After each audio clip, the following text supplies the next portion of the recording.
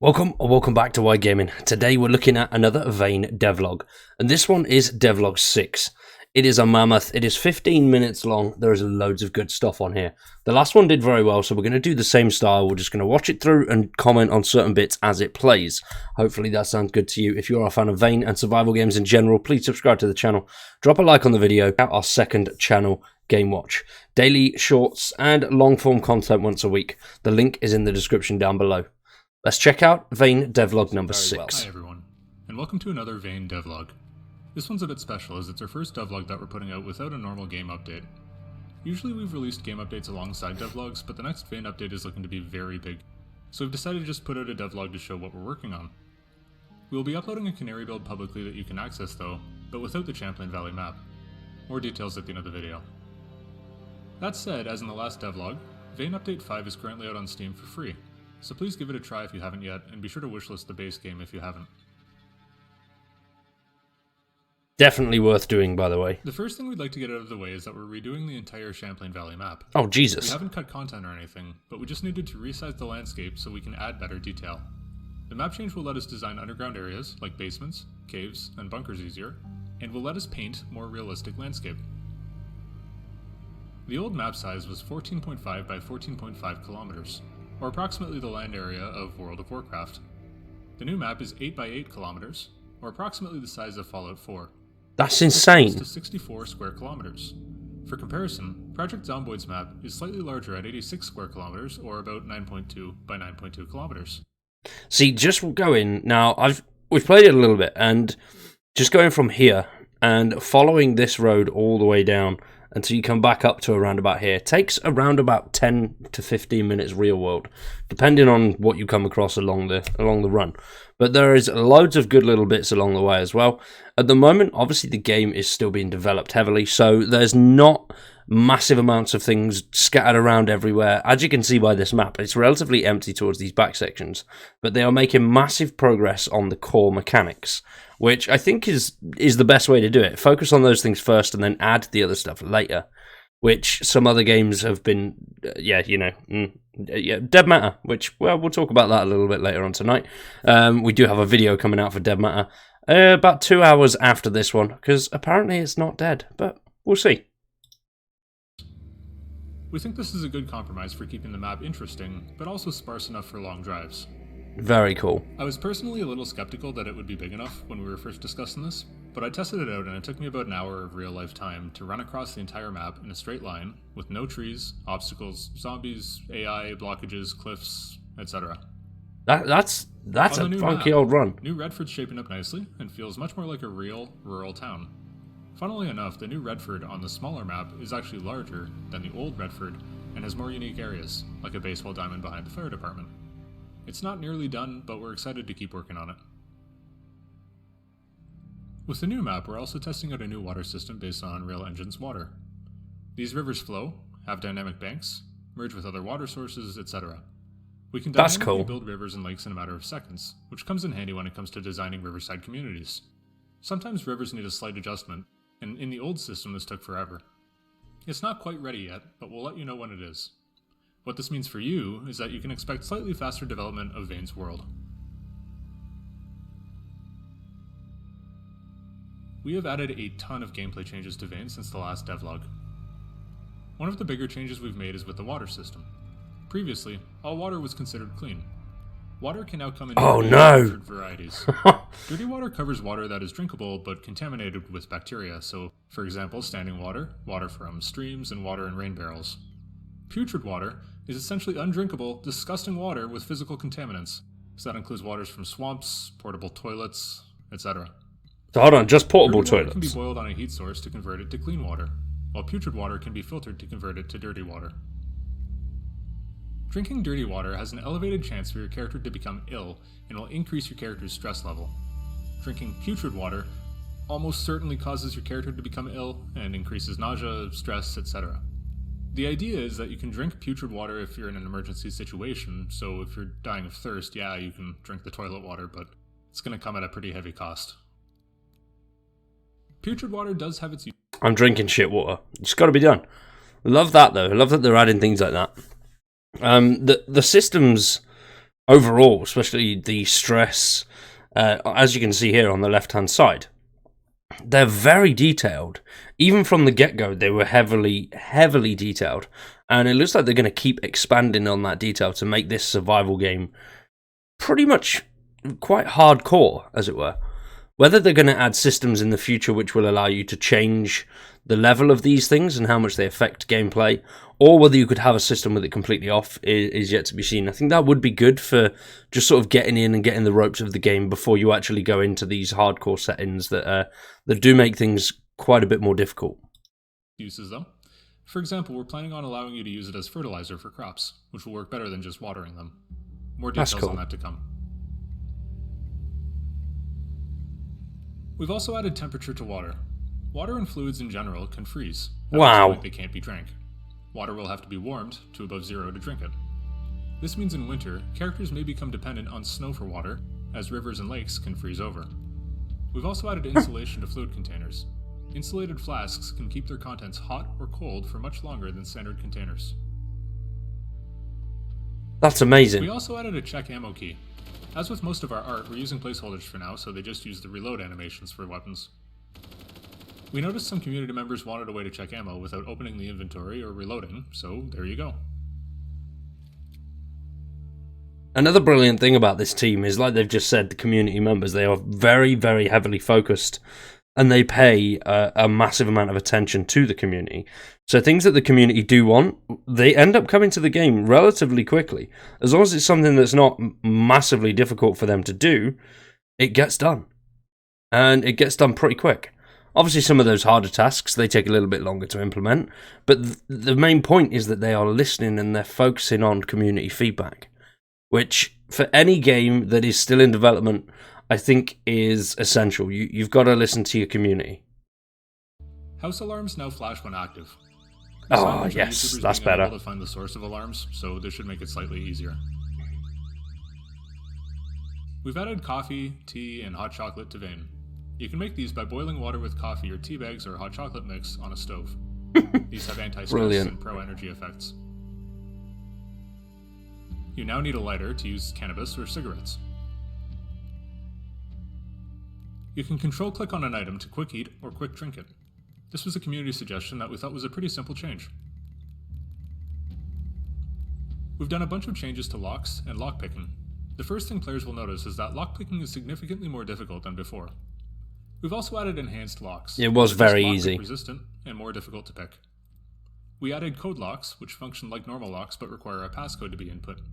This can be useful as there's no need to carry a key and multiple people can use the lock. You can now lock containers with any of the above lock types. We've got a couple more. Oh, nice, that's good. As well. Finally, you can remove locks from a door with a screwdriver. Previously, you had to replace the lock with another one, but this one lets you entirely remove the components. You can then reuse the lock elsewhere. I love this. They're adding so many characteristics and details from other survival zombie games and putting them together. There's a lot of Survive the Nights in here. There's DayZ in here. There's loads of games sort of mashed into one to make pretty much the ultimate zombie survival game. And I think in a year, 2, maybe 3 years to come, this will be the dog's bollocks. It's going to be absolutely insane.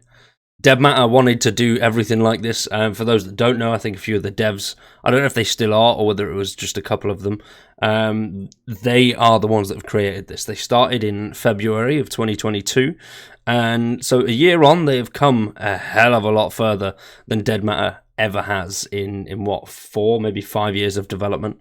So absolutely amazing. Hats off to the devs. Added a item placement system to Vane. This lets you place items down with precision. Yes. Just dropping them and so much better. In the correct places. These also save, so you can decorate your base a little if you want. There I are like a couple that. Special placeable items too. You can pitch a tent and unroll a sleeping bag, which you can sleep on. More to come. We've added a dirtiness system. So like wetness, characters can become dirty over time. Dirtiness increases stress primarily and causes you to be less visible to zombies. Clothes are also now affected by wetness and dirtiness, so what is going on with the hair? Periodically. Wearing dirty or wet clothes causes you to become dirty or wet, no surprise there. We've done more work on vehicles. Cars now have ignitions and keys that are required to start the vehicle. They also have headlights which can be used to see at night, and radios which function exactly like long-range radio items and share the same programming. We've added vehicle impact and brake skid sound effects. And finally, you can now use weapons in vehicles in case you want to do drive-bys or cause a distraction. We've also fixed vehicles in multiplayer. That means that probably by update 6, we should have some sort of system in for getting a vehicle without cheating. We've added player climbing and vaulting. There are some minor issues with it right now, but it's in a place where we think we can release it. The system should let you preserve momentum and climb to places where you can't jump to. You will, however, need enough stamina and agility skill to do these. You can now fill up tubs and sinks with water. This is useful in planning in case the water systems get damaged or cease functioning as the world of Vane ages. We've done a quick pass on fire. That is something that they spoke about before, which I really, really love. As the world sort of ages, like it would in the real world, things start to decay and you have to replace parts and you have to improve upon everything that's already there, look after it. Things will decay very heavily dependent on the circumstances around you, which is absolutely awesome. That your home area, your home base, will never actually be finished, which some people might hate that, but I think that's a brilliant concept. It's real world. It adds that in. You know, there's always something that you've got to do. You've got to either get food, you've got to make repairs around your home, you've got to improve things, which brilliant, and it adds to the longevity of the game as well. Underwater behavior. As with real firearms, most can be discharged underwater, but are ineffective outside of point-blank ranges. Underwater firearm discharges also have their own sound and particle effect. Very cool. Grenades and explosives put on burners or inside stoves now explode. It was a community suggestion that we're very happy that we implemented. Blowing up your cooker's not a good idea, though. Scissors to change your appearance. This can also be done to other players. You can also cut NPCs' hair, but I don't think they'd be very happy if you did it without permission.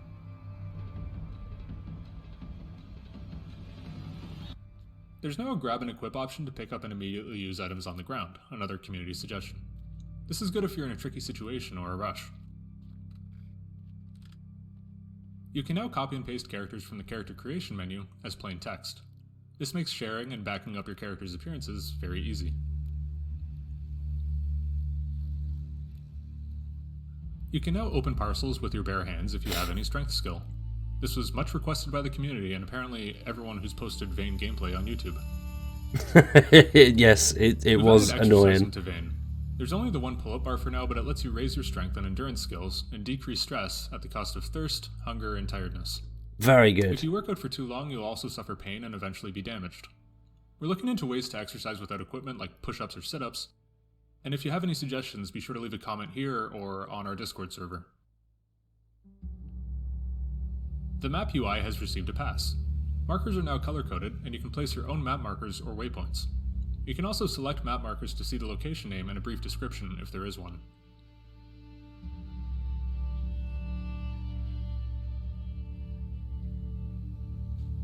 Okay, on to the art side of things. There's been a bit of work. First, we've added some better quality arms to Vane. Like I said earlier, we've also been experimenting with Unreal's built-in water system. We've been working on getting water to look a little bit better and less flat, as well as tweaking how rivers and lakes blend into the terrain around them. We've added a wetness and dirtiness shader to characters that makes them shiny when wet and gross when dirty, both for a bit of immersion and so other players can tell the state of you. We've done some weather particle improvements. Particles now work properly at very high speeds, which will be useful for cars and other vehicles. We've made some movement and animation tweaks. Characters now have more momentum when moving and are slower to accelerate. In addition, their feet now turn when they do, so there's no more gliding around. Oh, that's good. Small things, but... fire effect on zombies and other objects. Fire now spreads and zombies can ignite each other. We're currently thinking about how fire should affect the world and spread to objects in the world outside of zombies. No! But more on that later. Do you know how many times I'm going to burn my base down with that? We fixed a ton of bugs that have been present in 0.005. These include errors like crawling zombies suddenly leaping over things or gestures not working. We've changed how containers save. In 0.005, containers essentially were only supposed to save if they were player storage. The point is to be able to continue to find loot even as the game world ages. Now, all containers everywhere, save in single player. In multiplayer, we're going to make this a server option, as some server hosts may want looting to be viable no matter what time a player joins.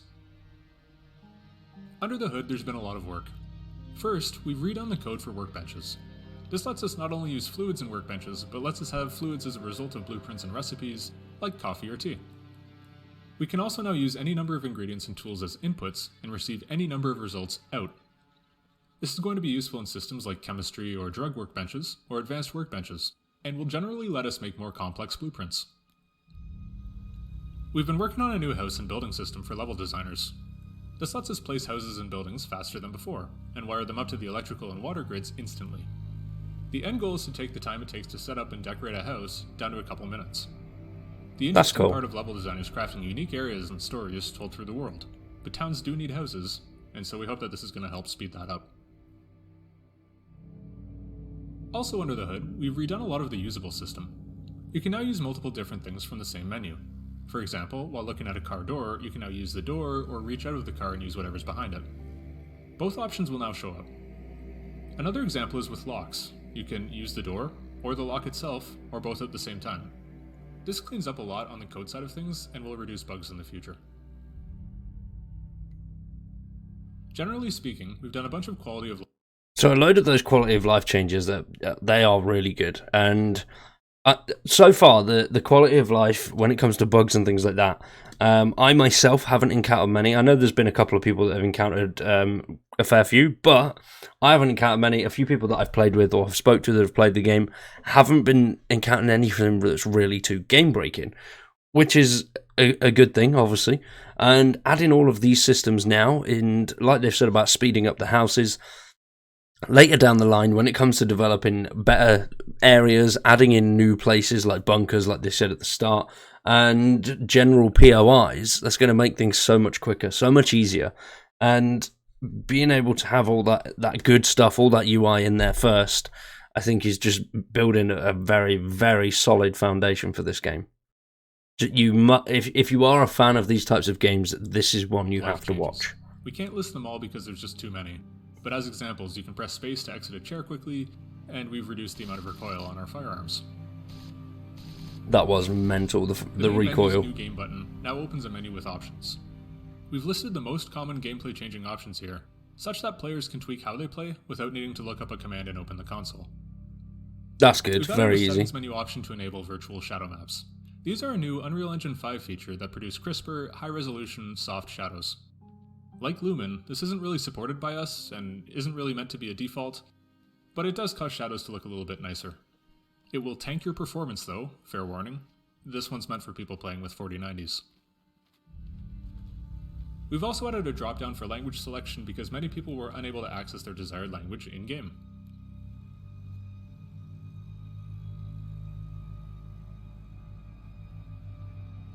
On the not totally done yet side, we've added trains to Vane. Yes. They follow a track and are pretty simple.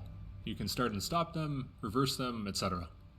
Right now they're also bound to a single track, but in the future we're going to add track switching. They can also become derailed if you try and drive the locomotive onto a broken rail or collide two trains. We suggest against it for the health of your character. And of course, you can build on these to make a mobile base. That's very cool. We've started work on gore holes. Oh, nice. Kind of a weird name, but I don't really know what else to call them. This is the system used in Left 4 Dead 2 for their gore, where organs, skeletal structure, and muscle detail become visible when zombies receive damage. It's work in progress because we don't have the art yet for the guts. Soon, hopefully. Oh, that looks weird. Finally, we've been working on friendly NPCs. A branching dialogue system is being worked on, with characters being able to execute skill checks, receive quests, etc. We're also working on the animation side of things, including facial animation, gesticulation, and lip syncing. This is still heavily work in progress, though.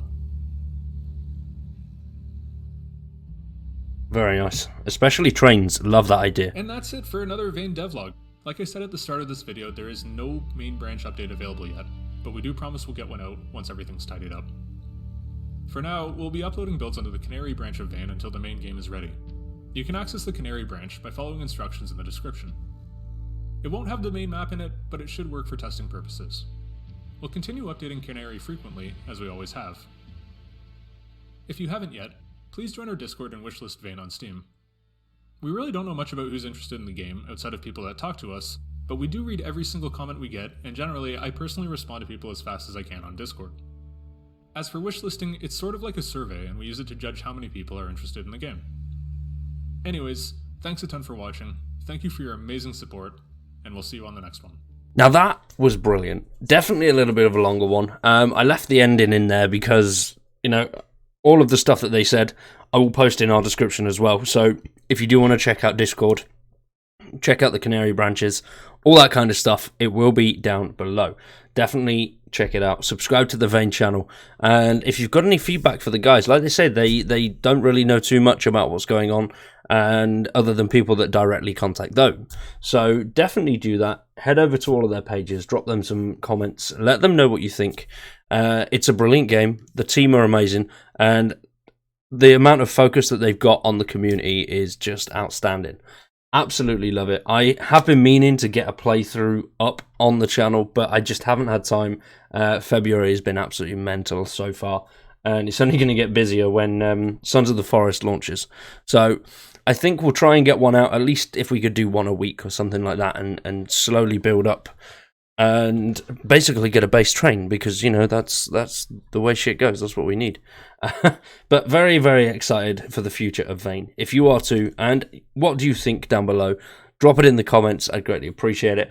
I've been Wired. You guys have been awesome. Thanks for watching, and we'll see you very soon with some more Vane.